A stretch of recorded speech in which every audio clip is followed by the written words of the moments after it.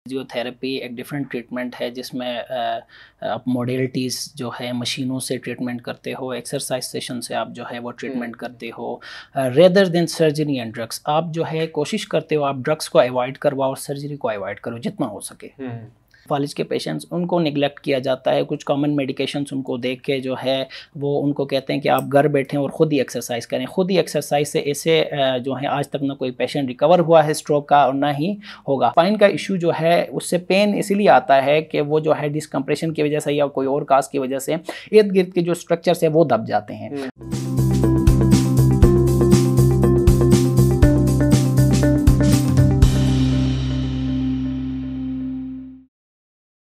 अस्सलाम वालेकुम नाज़रीन, आपका मेज़बान फ़रहान अहमद आपकी खिदमत में हाजिर है और आप देख रहे हैं आईबेक्स मीडिया नेटवर्क। उम्मीद करते हैं आप जहां कहीं भी होंगे बखैर व आफ़ियत होंगे, मेरे करीम की दी हुई नेमतों से लुत्फ़ अंदोज़ हो रहे होंगे। नाज़रीन, सेहत अल्लाह रब्बुल इज़्ज़त की तरफ से बहुत बड़ी नेमत है, लेकिन बदकिस्मती से हमारी अपनी काहली हम इसको समझ सकते हैं कि हम अपनी सेहत का ख्याल नहीं रखते हैं। इस हवाले से आज हम बात करेंगे सेहत इंसानी ज़िंदगी के लिए कितनी इम्पोर्टेंट है और सेहत का हम किस तरह ख्याल रख सकते हैं। हमारे साथ डॉक्टर नबील मौजूद है। डॉक्टर नबील इससे पहले भी हमारे स्टूडियो में आ चुके हैं। तो डॉक्टर नबील जो है वो है फिजियोथेरेपिस्ट है। तो अक्सर हम बाज़ार में भी सुनते हैं और इनके पेशेंट्स से भी सुनते हैं कि डॉक्टर नबील का जो ट्रीटमेंट का तरीक़ाकार है वो बनिस्बत दीगर डॉक्टर से मुख्तलिफ है। तो नबील से हम ये भी आज जानने की कोशिश करेंगे कि किस तरह ये अपने मरीज़ों का ट्रीटमेंट करते हैं, किस तरह इनका इलाज और उससे मुख्तलिफ है। Doctor Nabeel, thank you so much for being the show.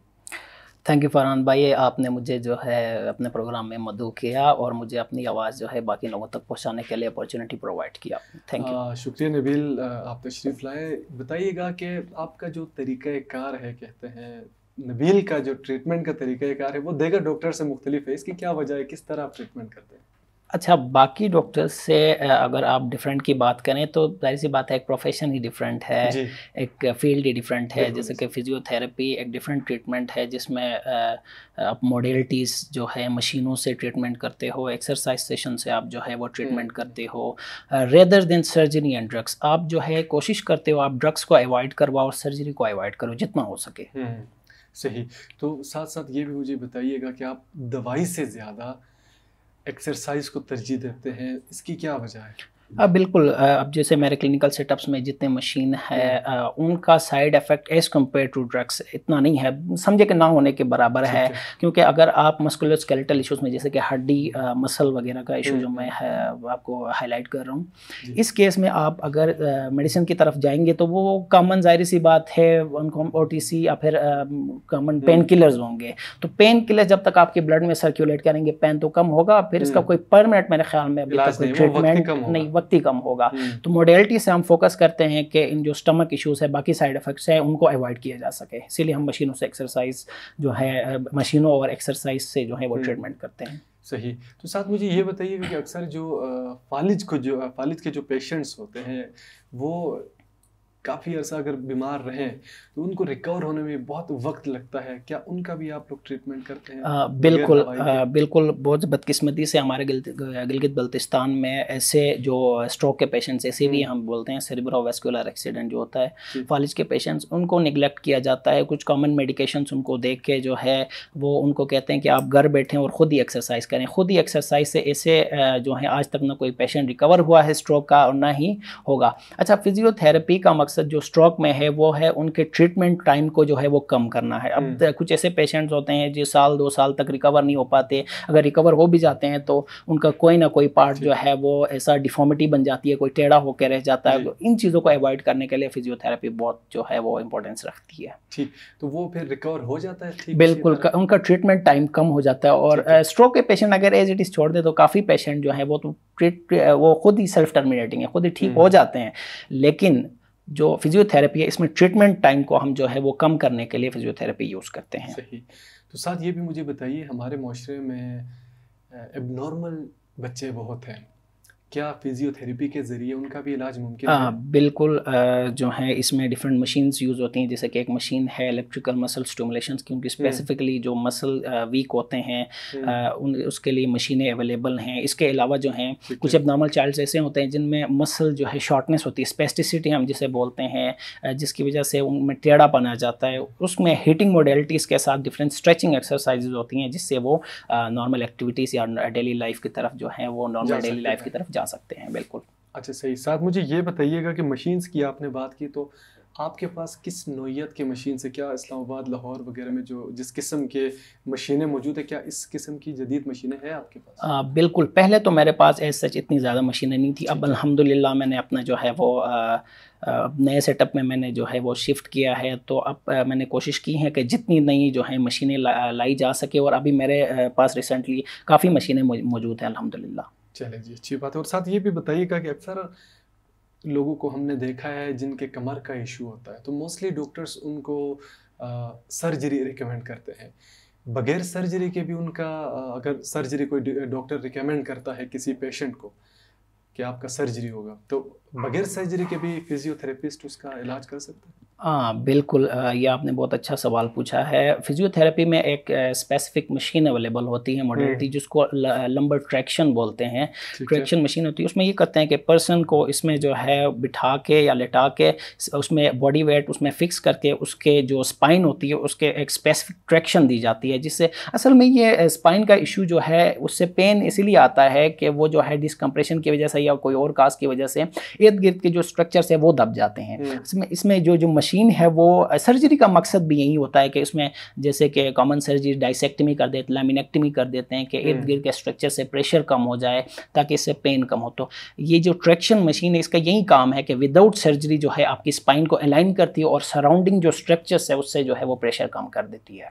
अक्सर लोगों को देखा है हमने कि जो एजिड जो लोग होते हैं उनके घुटनों में कुछ ज़्यादा दर्द होता है, टांगों में दर्द होता है, तो उनका किस तरह वो दर्द बिना बगैर दवाई के, और मसला ये होता है कि हमारे गिलगित में हर दूसरे बंदे का मैदे का मसला है, वो हाई एंटीबायोटिक वो नहीं खा सकते, तो मजबूरन वो डॉक्टर्स के पास भी नहीं जाते कि उनको उस किस्म की हाई एंटीबायोटिक उसको उनको देंगे, तो क्या आप उनका बगैर दवाई के इलाज कर सकते हैं? बिल्कुल, पहले तो ये था कि गिलगित बल्तिस्तान में लैक ऑफ इन्फॉर्मेशन की वजह से जो है वो लोग फिजियोथेरेपी की तरफ नहीं जा रहे थे।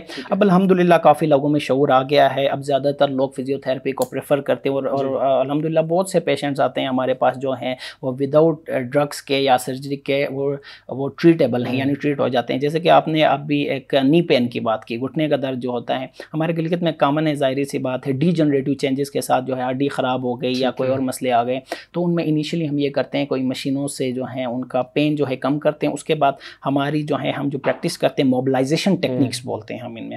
मोबिलाइजेशन टेक्निक्स में जो मशीनें काम करती हैं, इसी तरह हम मैनुअली हाथों से भी वो ट्रैक्शन या फोर्सेस लगा के जो है उसकी ब्लड सप्लाई इंप्रूव करके इसको जो है कम से कम किया जा सकता है। अच्छा, सही। तो ज़रा ये भी मुझे साथ साथ बताइए कि अक्सर लोग कहते हैं कि जो फिजियोथेरेपी होती है ये सिर्फ मसल्स के लिए होती है, तो मसल्स के अलावा भी आप देकर बीमारियों का ट्रीटमेंट करते हैं? नहीं, लाज़मी नहीं है, ये एक मिसकंसेप्शन है। फिजियोथेरेपिस्ट जो है वो जिन डिजीज़ को फोकस करता है वो लाज़मी नहीं है कि मसल से रिलेटेड, बहुत से जॉइंट के डिजीज़ हैं, जैसे कि आपने पहले पूछा स्ट्रोक से रिलेटेड क्वेश्चन पूछा, स्ट्रोक के पेशेंट्स हो गए, उसके अलावा जो है वो एबनॉर्मल चाइल्ड, सीपी चाइल्ड हो गए, इस तरह के कॉमन जो हैं वो डिजीज़ जो हैं हम ट्रीट करते हैं। सही। तो इसके अलावा भी आपके पास किन किन बीमारियों के पेशेंट्स? अच्छा, हमारे पास जो पेशेंट्स ज़्यादातर आ रहे हैं आजकल हमारे पास जो आ रहे हैं वो पोस्ट ऑपरेटिव केसेस से आ रहे हैं। किसी सर्जन ने किसी पेशेंट के जो है वो सर्जरी कर दी, जैसे कि नी रिप्लेसमेंट हो गई या कोई रॉड डाल दिया, नीलिंग कर दी, उसके बाद उनका जो है फॉर एग्जांपल नी जॉइंट है तो वो डिफॉर्मिटी बन गई, सीधा नहीं हो पा रहा, सर्जरी तो कर दी उसके बाद सीधा नहीं हो पा रहा, तो इस किस्म के पेशेंट जो हैं ज़्यादातर हमारे पास आ सकते हैं और आते भी हैं ताकि जो है अपनी जो है नॉर्मल स्ट्रक्चर को नी का या और नॉर्मल जो मूवमेंट हो उसको बहाल किया जा सके। सही। अक्सर छोटे जो बच्चे होते हैं बस पैदा होके ही कुछ अरसे बाद पता चलता है कि वो बच्चा एबनॉर्मल है, तो क्या उनका भी फिजियोथेरेपी के थ्रू मुमकिन है इलाज? बिल्कुल, इसको डिलेड माइलस्टोन्स बोलते हैं कि ठीक अर्ली, जैसे कि 8 महीने में बच्चा बैठना सीखता है ज़मीन पे, तो अगर 8 महीने में बच्चा नहीं बैठ रहा, साल लग रहे हैं, 1.5 साल लग रहा है, 2 साल लग रहा है, इसका मतलब डिलेड माइलस्टोन है और वो एबनॉर्मलिटी की तरफ जा रहा है। तो ऐसे ही बच्चे भी हमारे पास आते हैं, हम कोशिश करते हैं कि उनकी मसल स्ट्रेंथनिंग करें और ज़्यादा से कोशिश करें ताकि उनको जो है बिठाने इनिशियली जो है वो सिटिंग में लेके आएं, उसके बाद स्टैंडिंग, फिर वॉकिंग की तरफ हम लेके जाते हैं। ठीक, तो उससे वो अपनी नॉर्मल लाइफ की तरफ आ बिल्कुल, सकता है। बहुत से पेशेंट मेरे पास इस तरह के, जैसे कि GBS का पेशेंट है, ये कशोट की एक जो है वो बच्ची थी, अभी रिसेंटली वो वॉकिंग में आ गई है। Great great. गिलगित बल्तिस्तान में फिजियोथेरेपी को इतना इतना रुझान भी हासिल नहीं, इतनी तरजीह भी लोग नहीं देते हैं, देगर डॉक्टर्स के पास वो जल्दी से भाग के चले जाते हैं। अगर हम इस्लामाबाद साइड की बात करें, लाहौर की बात करें, तो वहाँ पर फिजियोथेरेपी को ज़्यादा तरजीह देते हैं बनिस्बत देगर डॉक्टर से। तो गिलगित में इसका रुझान कम होने की क्या वजह है? अच्छा, यही बात है ना कि ऐसा प्लेटफॉर्म नहीं मिला कि लोगों को जो है वो इस चीज़ की तरफ शऊर मिले, इंफॉर्मेशन दी जा सके, तो इस वजह से लेक ऑफ इंफॉर्मेशन की वजह से ये है, बाकी ऐसा तो कोई बात नहीं। गिलगित बल्तिस्तान में कितने हैं फिजियोथेरेपिस्ट आपके अलावा? इस वक्त रिसेंटली गिलगित में मेरे ख्याल में 2-3 ही होंगे, बाकी जो है डिफरेंट सिटीज़ में पाकिस्तान के काम कर रहे हैं। अच्छा, तो साथ मुझे ये भी बताइएगा कि आपके पास, आपके साथ आपके क्लिनिक में फीमेल डॉक्टर्स भी है, क्योंकि फिजियोथेरेपी एक्सरसाइज वाला आपका जो एक मरहला होता है उससे गुजरने के लिए अगर कोई फीमेल पेशेंट होती है तो उनके लिए कोई फीमेल डॉक्टर्स भी है? बिल्कुल, फीमेल स्टाफ हमारा प्रॉपर अवेलेबल है, उनको जो है फीमेल अलहदा रूम्स अवेलेबल हैं, उनको जो है फीमेल स्टाफ है उनको ट्रीटमेंट प्रोवाइड करता है। अच्छा, फीमेल स्टाफ आपके पास कितने हैं?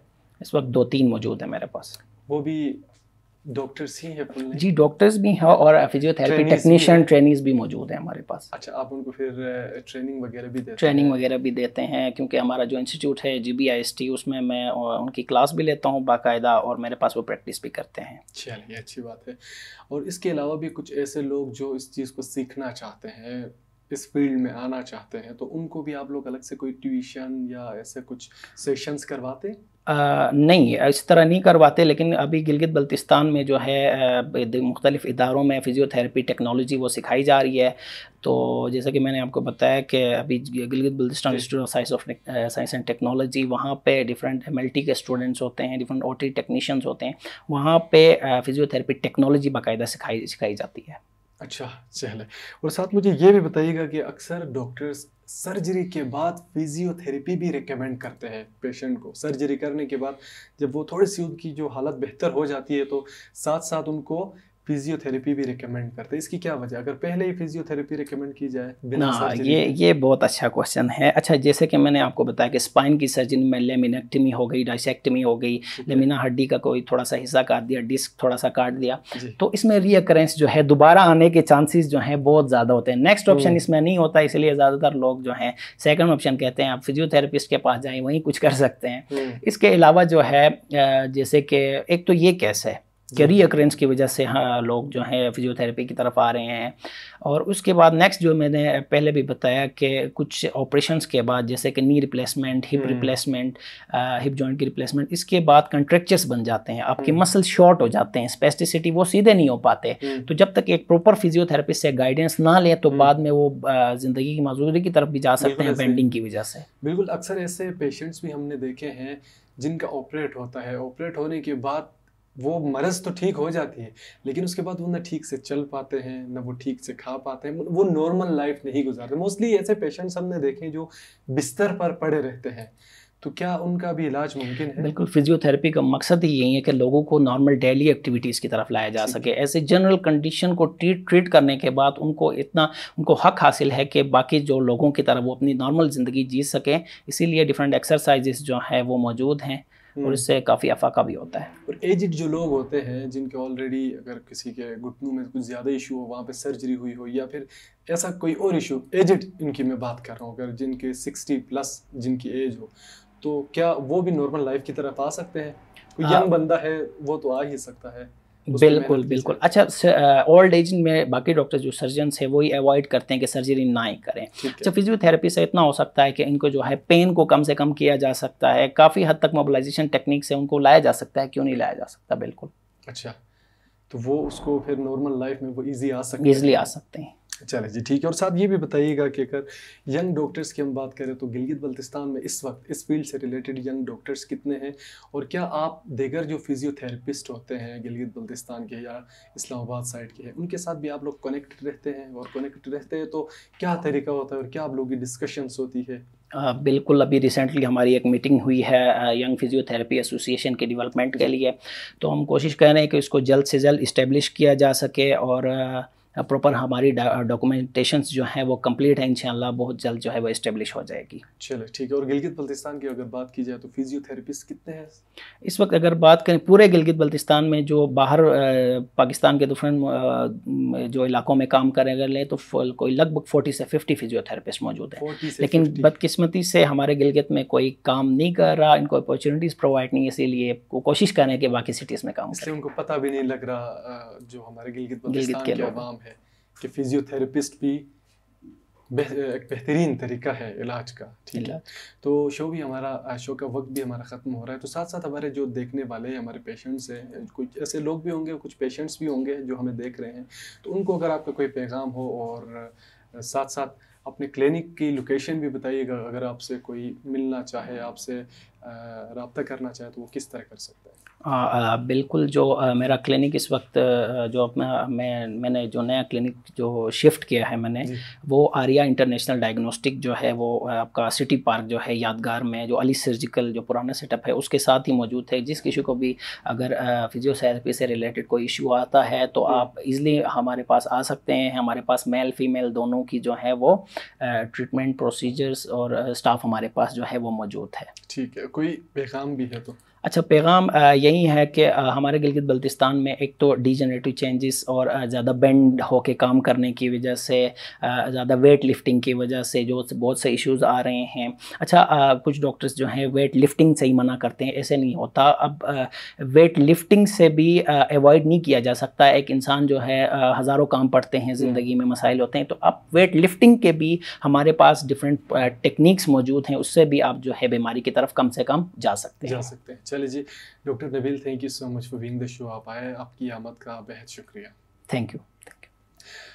जी तो नाज़रीन, आज के शो में हमारे साथ मौजूद थे डॉक्टर नबील, और उम्मीद है आज का शो आप तमाम को पसंद आया होगा। अगर पसंद आया है तो अपनी वैल्यूएबल सजेशंस, राय भी कमेंट बॉक्स में लिखिए, और अपने प्यारों के साथ शेयर भी इस प्रोग्राम को कीजिए।